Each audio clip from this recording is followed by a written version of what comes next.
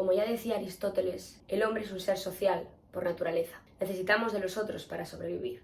No os podéis imaginar lo que me ha costado hacer este vídeo, porque tenía una idea, luego se me iba cambiando por otra, luego iba encontrando información y empezaba, esto me parece interesante, uy, esto también, anda, esto lo tengo que poner sí o sí. Tenía mucha información y no sabía dónde encajarla, o sea que solamente por lo que me ha costado hacer el vídeo, tanto grabarlo como hacerlo, merece un like tuyo. Si me escuchas un poco, también estaría bien. Así que aprovecho esto para decirte que si te gusta el contenido y para apoyarme, le des a me gusta, te suscribas y le des a la campanita para no perderte absolutamente nada. Y ahora sí, empezamos con el vídeo.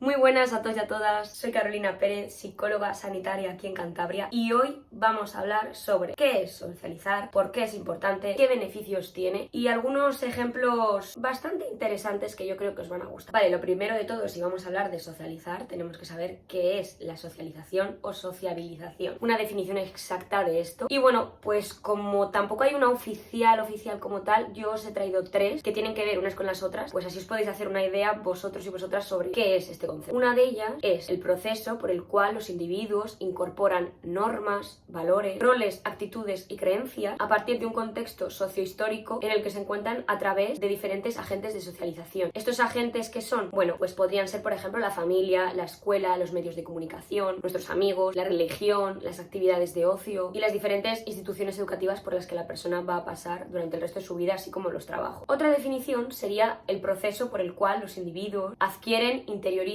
e integran los valores, normas, actitudes, creencias y comportamientos del grupo social al que pertenece. Todo esto, junto con la personalidad del propio individuo, va teniendo más conocimientos para poder adaptarse mejor al contexto social. Y esto, así resumidillo, sería como la influencia que ejerce la sociedad sobre el propio individuo y cómo el individuo en particular reacciona y actúa como respuesta a la propia sociedad. Podríamos decir que este proceso lo que intenta es capacitarnos para poder tener una buena interacción social, lo cual no quiere decir que socializar y tener una interacción social sea lo mismo que tener y desarrollar habilidades sociales. El tema de las habilidades sociales, si queréis, les comentamos en otro vídeo. Desde la psicología, la socialización se ha estudiado para encontrar respuestas sobre la forma en la que un ser humano integra las normas y estándares que le ofrece la sociedad y cómo influyen sus factores socioculturales en la construcción de su identidad y la manera en la que percibe el mundo, la vida y las relaciones sociales. Es importante señalar que el proceso de socialización dura toda la vida del individuo. Es un proceso que acompaña al individuo durante toda la etapa de desarrollo. Sin embargo, hay estudios que dicen que es fundamental en la infancia y en la niñez, porque contribuye al desarrollo social, psíquico y cognitivo del niño. Esto lo veremos un poquito más adelante. Según los estudios que se han ido realizando durante todos estos años, se ha visto cómo la organización en grupos y relacionarlos los unos con los otros nos ayuda a la supervivencia de la especie. ¿Por qué? Pues ahora os voy a dar 5 respuestas sobre por qué la especie se organiza en grupos y nos relacionamos los unos con los otros. 1. La protección contra las amenazas del entorno y la seguridad de poder contar los unos con los otros ante las dificultades y los problemas. Cuantos más seamos, más probabilidades de sobrevivir ante las amenazas físicas. 2. Dividir las tareas de forma más eficiente y más eficaz, pues cada miembro del grupo va a poder elaborar diferentes tareas, aumentando la productividad y nuestras posibilidades de supervivencia, claro. 3. Si vivimos en grupo, como ya sabemos, no todos somos iguales y cada uno tiene unas características diferentes, por lo cual si vivimos en grupo vamos a poder aprender de las capacidades y las habilidades de los demás. ¿Y esto cómo se aprende? Mediante observación y la interacción con el otro. Número 4. Apoyo emocional y social. Compartimos experiencias, compartimos los problemas, nos apoyamos los unos a los otros cuando estamos mal, cuando necesitamos consuelo u ofrecemos consuelo, así como celebrar los logros y alegrías haciendo conexión de grupo y haciendo que pertenezcamos a un grupo, lo cual nos hace más fuertes y capaces para enfrentar nuevos problemas. Y la última, pero no menos importante, porque sin ella no estaríamos ni tú que estás viendo esto, ni yo que lo estoy diciendo, aquí. La reproducción y la crianza exitosa de la especie. Cooperación de la crianza, formación de una pareja, el cuidado de los hijos y poder transmitir todo esto y lo que hemos dicho anteriormente a la especie posterior. Según Daniel White, este señor de aquí, un especialista en evolución cerebral, nos comenta que la socialización es una parte vital para la evolución del Homo sapiens, pues la vida en sociedad impulsó nuestra evolución cerebral. Este señor decía que la gran importancia de la socialización se podía ver cuando se investigaba y se observaba de verdad el cerebro de una persona, un cerebro humano, en comparación con el cerebro de un primate. Pues el cerebro de un chimpancé lo que hace es madurar durante la gestación y cuando nace prácticamente su cerebro ya está formado. Y a los 2 años el cerebro del chimpancé ya no va a crecer más, ya ha alcanzado el volumen de un cerebro adulto. Pero ¿qué pasa? Que el cerebro humano se sigue moldeando y formando hasta los 25 años de edad del individuo, periodo en el que la socialización juega un papel súper importante, desde la niñez hasta la juventud. Y yo sé que tú te puedes estar preguntando ahora mismo, pero Entonces, ¿ahora necesitamos la socialización para sobrevivir como tal? Podríamos decir que para sobrevivir, para la supervivencia como tal de un individuo, puede que no la necesitemos al 100%, pero esta situación sería extremadamente difícil y compleja porque sigue habiendo una necesidad primaria de afecto. Pues como hemos dicho, la falta de socialización afecta a las diferentes áreas para que el cerebro evolucione y madure. La interacción social es una parte fundamental de nuestra existencia y desempeña un papel crucial en muchos aspectos de nuestra vida, los cuales vamos a ver a continuación. ¿Os acordáis que hemos dicho que tenemos una necesidad primaria de afecto? Vamos a explicar qué significa esto. Existen dos tipos principales de socialización: la socialización primaria y la socialización secundaria. Con la primaria entendemos que es la interacción social que tenemos los primeros años de nuestra vida, la niñez, infancia, por el cual el individuo se convierte en miembro de la sociedad. Los agentes de socialización serían las personas e instituciones con los que el niño se va relacionando. En este caso, en la socialización primaria, sería principalmente la familia, la escuela y los medios de comunicación. Y el círculo familiar es fundamental para el niño o la niña y para su desarrollo cognitivo, emocional y psíquico, y para que se pueda desenvolver mejor socialmente. Luego tendríamos la socialización secundaria. Es aquella que se da posteriormente en la adolescencia y la juventud. Una vez que interactuamos con nuevos conductos sociales, nuestros agentes de socialización se van expandiendo, ya no solamente es la familia y las instituciones, sino que también son los amigos, es el trabajo, son nuevos estímulos y nos vamos relacionando con ellos. Es aquí además donde aprendemos otras normas, otros valores, otras creencias y pautas de comportamiento que nos permiten tener una buena interacción con los demás y sobre todo poder integrarnos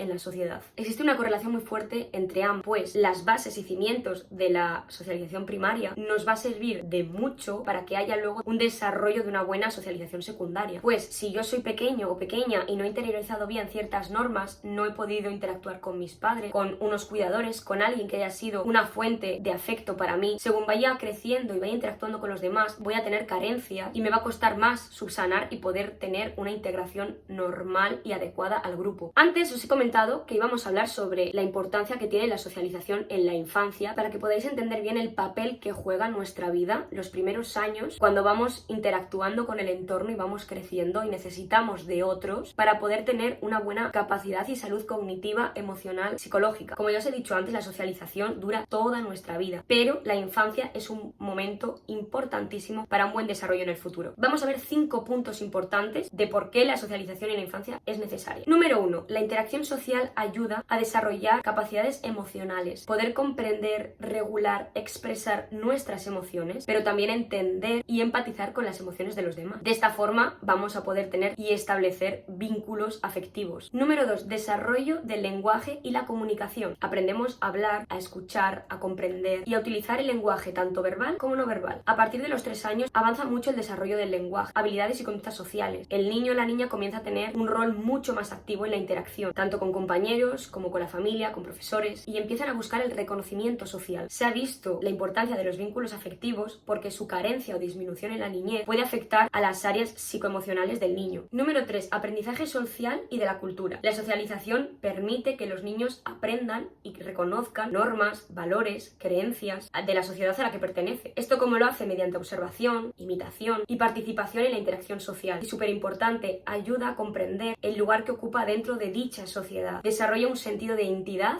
y de pertenencia. Número 4. Desarrollo cognitivo y de habilidades sociales. Se aprende a resolver problemas, a negociar, a planificar, a tomar decisiones, a tener un pensamiento crítico, habilidades sociales, al compartir, tener empatía y poder resolver los conflictos. Ojo, todo esto que estamos diciendo no lo aprender solos por arte de magia por estar en la sociedad. Deben tener una educación y unos estímulos que corresponden a la familia y a su entorno. Número 5. Autoestima y bienestar emocional. La interacción con iguales y familia va a hacer que el niño reciba un feedback positivo, reconocimiento y apoyo. Y súper importante, amor. Todo esto va a ayudar a que el niño pueda desarrollar y crear una imagen positiva de sí mismo y cultivar una buena salud emocional. Una vez llegados a este punto, al ecuador del vídeo, vamos a hacer un pequeño resumen para ver hacia dónde vamos, ¿vale? Hemos visto qué es la socialización, la importancia que tiene en la supervivencia y lo crucial que es en los primeros años de nuestra vida. Ahora quería hablaros, ya que estamos en este punto, de qué es lo que puede pasar si un niño o una niña no tiene este tipo de interacción social es el caso de los niños salvajes. Niños y niñas que se han criado aislados porque fueron abandonados, hubo un fallecimiento de sus familias y han crecido sin este tipo de interacción social. Y lo voy a hacer mediante dos ejemplos reales. Este se conoce como el experimento prohibido. Se llama así evidentemente porque a día de hoy es impensable que puedan hacer esto con una persona porque ataca totalmente los derechos humanos. Y es el caso de Ginny, una niña que pasó casi toda su infancia encerrada en una habitación, aislada y maltratada durante más de 10 años. Todo esto ocurrió en California en 1970. Cuando la niña nació, el padre la encerró en una de las habitaciones de la casa donde vivían, en la cual había una pequeña ventana, una cama y un orinal. Su padre la alimentaba únicamente con líquidos y la niña no podía emitir ningún tipo de sonido ni de ruido porque entonces era golpeada bruscamente. Cuando la encontraron, Ginny sufría malnutrición y miraba a puntos imaginarios en el cielo. Tenía 13 años, pero su apariencia, cuando los policías la encontraron, pensaban que tenía 6 años. Cuando estuvieron investigando su comportamiento, se dieron cuenta que Ginny se movía de una forma muy extraña, sin estirarse, con las rodillas muy flexionadas, a menudo escupía y no era capaz de enderezar los brazos y las piernas. Tenía incontinencia y no tenía lenguaje, solo emitía algunos ruidos y también era incapaz de masticar. Al no haber tenido interacción social, no conocía las normas sociales y, por ejemplo, una de las cosas que hacía era acercarse mucho a las personas, invadiendo así su espacio. Como he mencionado antes, no tenía el habla fluida, solo sabía pronunciar algunas palabras como stop it y no more. Se comunicaba por gestos y por sonidos y no tenía gestión emocional, pues cuando se enfadaba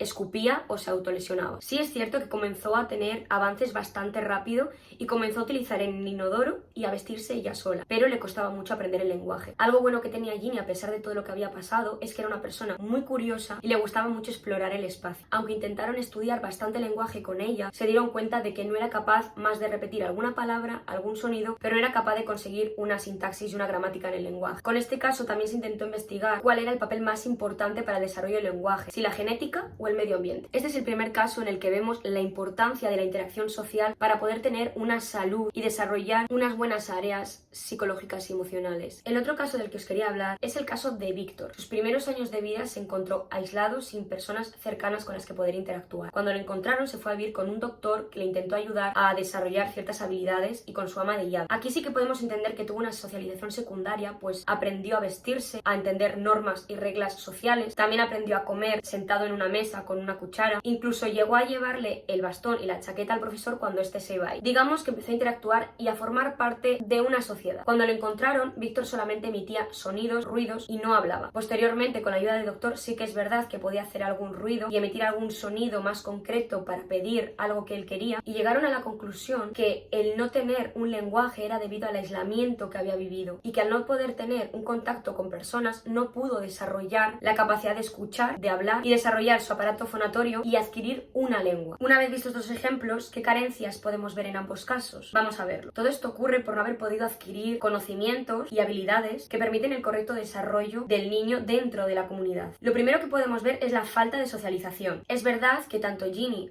como Víctor han podido desarrollar habilidades y capacidades para sobrevivir dentro del entorno en el que se encontraban. Víctor emitía ruidos y sonidos y prestaba atención a aquellos estímulos sonoros para ver si había algún tipo de amenaza. En cambio, Ginny sabía que si emitía algún tipo de ruido o de sonido, su padre la iba a golpear y ella aprendió a no emitir ese tipo de sonidos. Pero claro, aunque ellos desarrollasen capacidades y habilidades para poder sobrevivir en su entorno, cada uno en el suyo, en ningún caso esto es aplicable a la vida social y cultural en la que vivimos. De hecho, lo que hacía Víctor era huir de las personas y evitar el contacto físico y la interacción social. Número 2. Ausencia o poco desarrollo del lenguaje. Como hemos dicho antes, Ginny no podía emitir ningún tipo de sonido ni de ruido porque era maltratada cuando lo hacía. Y Víctor sí que hacía sonidos y ruidos, pero eran no identificables para una persona. Número 3. Problemas de alimentación. Ambos tenían problemas con la conducta alimentaria. Ginny, por ejemplo, no sabía masticar y no sabía casi tragar porque únicamente era alimentada por líquidos. Y Víctor se alimentaba de lo que iba encontrando por ahí. Bayas, frutas. Número 4. Alteraciones en el sistema motor, es decir, en los movimientos. Ginny prestaba debilidad para subir escaleras, moverse o mantenerse en pie. En cambio, Víctor había conseguido desarrollar las mismas capacidades que los animales de su entorno. Podía trepar un árbol, podía correr, podía andar y caminaba con pies y manos. Y con eso que estamos diciendo entra en contexto algo súper importante, y es cómo nuestro entorno juega un papel crucial en nosotros y en nosotras. Por ejemplo, Ginny se le había privado totalmente de explorar, de curiosear su entorno y de conocer estímulos, y en cambio, aunque tenía dificultades, Víctor era era capaz de poder desarrollar ciertas habilidades y de sí poder explorar. Ambos tenían enuresis y encompresis, es decir, no sabían discriminar dónde y cómo hacer sus necesidades. Lo hacían en lugares inapropiados o no tenían control de sus esfínteres. Y por último, tenían un comportamiento agresivo. Ginny arañaba el suelo con una silla, tiraba los muebles, escupía, lanzaba objetos o golpeaba a los demás. Y Víctor tenía comportamientos agresivos cuando le vestían o cuando se acercaban a él. Estos dos casos también sirvieron para investigar si una buena educación y tratamiento puede compensar una infancia de aislamiento y de maltrato, y si realmente existían unos periodos críticos para desarrollar una conducta de apego y adquirir el lenguaje. Y lo que se ha visto en estos casos es que el aislamiento social desde el primer mes de nacimiento, además de poder tener una influencia para toda la vida en los comportamientos emocionales y cognitivos del niño y de la persona, puede alterar el mecanismo de plasticidad neuronal y el establecimiento inicial de un circuito cortical normal, es decir, problemas en las áreas sensitivas, las áreas motoras, la interpretación de la información sensitiva y de la asociación entre las diferentes partes del cerebro. En definitiva, con estos dos casos podemos ver la importancia de tener lazos afectivos, estimulación desde que somos bebés, los beneficios de tener relaciones interpersonales y figuras de apego sanas para poder desarrollar unas correctas habilidades motoras, cognitivas, emocionales, lingüísticas y sociales. Como he mencionado anteriormente, la socialización se da en todas las etapas de nuestra vida. Su importancia en la infancia es crucial, pero hay otra etapa donde la socialización es muy importante y es en la tercera edad. Y no me parece bien terminar este vídeo sin hablar sobre la socialización y la interacción social en la tercera edad. Así que vamos allá. La tercera edad es una etapa complicada porque surgen nuevos cambios en la esfera emocional y física. Dichos cambios pueden hacer que la persona se sienta sola, aislada, inútil. Su vida cambia hasta el punto de poder necesitar ayuda para cosas que antes podían hacer solos. Y esta autonomía es fundamental para sentirnos capaces, válidos, y cuando no se tiene pueden aparecer ciertos problemas. A esta edad, el poder tener contacto con otras personas puede ayudar a disminuir dolores articulares, controlar enfermedades crónicas, hipertensión arterial y prevenir patologías socioculturales, psicosociales como ansiedad, depresión, o evitar que estos empeoren si ya se tenía de antes. Para ello es bueno que puedan hacer actividades sociales donde puedan compartir experiencias con otras personas, como actividades culturales y recreativas, ir al cine, al teatro, talleres, sesiones de baile, excursiones, y fomentar actividades donde conversar y divertirse. Por lo tanto, la socialización en esta etapa va a actuar